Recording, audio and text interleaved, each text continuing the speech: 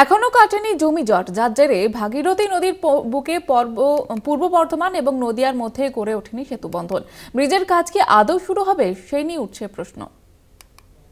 2016 সালে গঙ্গার বুকে ঘটেছিল ভয়াবহ দুর্ঘটনা। নৌকোডুবিতে সলিল সমাধি হয়েছিল বহুজনের। এরপরেও ভাগীরথীর বুকে পূর্ব বর্ধমান ও নদিয়ার দুই পার জোড়েনি, গড়ে ওঠেনি সেতু বন্ধন।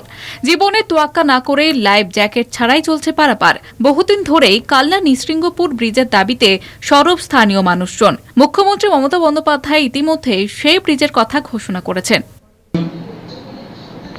2021 উনি কৃষ্ণনগরের প্রশাসনিক সভা করেছিলেন। 9ই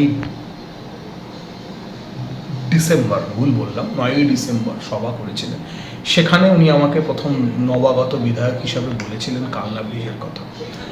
22শে ফেব্রুয়ারি শান্তিপুরে প্রশাসনিক মিটিং থেকে উনি কালনা ব্রিজের কথা বলেছেন। এই ব্যাপারে আমার কিছু বলার নেই, আমি বিধায়ক হিসাবে ব্যাপারটা তদবির করছি, এইটুকু বলতে পারি। তবে জমি জট একটা বড় সমস্যা।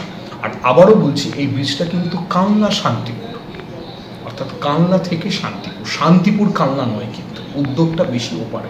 কাল্লা ও নদিয়ার মাঝে ব্রিজটি নির্মাণ হলে যোগাযোগ ব্যবস্থা আরও সুবিধাজনক হবে। পাশাপাশি কিছু রাজ্যের মধ্যেও সমন্বয়কারী হয়ে উঠতে পারে এই ব্রিজ। ব্রিজ নির্মাণের জন্য প্রয়োজন জমি, আর সেই জমি ঘিরেই উঠছে একাধিক দুর্নীতির অভিযোগ, দাবি বিরোধীদের। এমনকি নদীর নাব্যতা বাড়াতে খনন কার্য চালাতে গিয়েও বালি মাফিয়ারা ঠিকাদারের কাজে বাধা দিচ্ছেন বলে অভিযোগ করছে।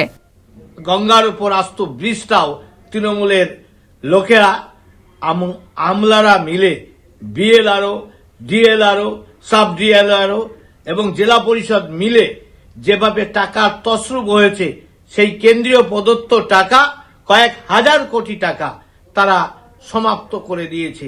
একই জমি তারা দেখেছে যে আউস দেখিয়েছে, কোথায় ভিটে দেখানো হয়েছে, বিল যার রেকর্ড নেই। একই দাগ, একই খতিয়ানে পাশাপাশি এক ভাই এক দাম পেয়েছে, আর এক ভাই আর এক কম দাম পেয়েছে। দাবি পাল্টা দাবির মাঝে এখনো অধরা কাল্লা ও নদিয়াবাসীর সাথে ব্রিজ। কবে হবে সমাধান, সেই দিকেই তাকিয়ে দুই পারের মানুষ।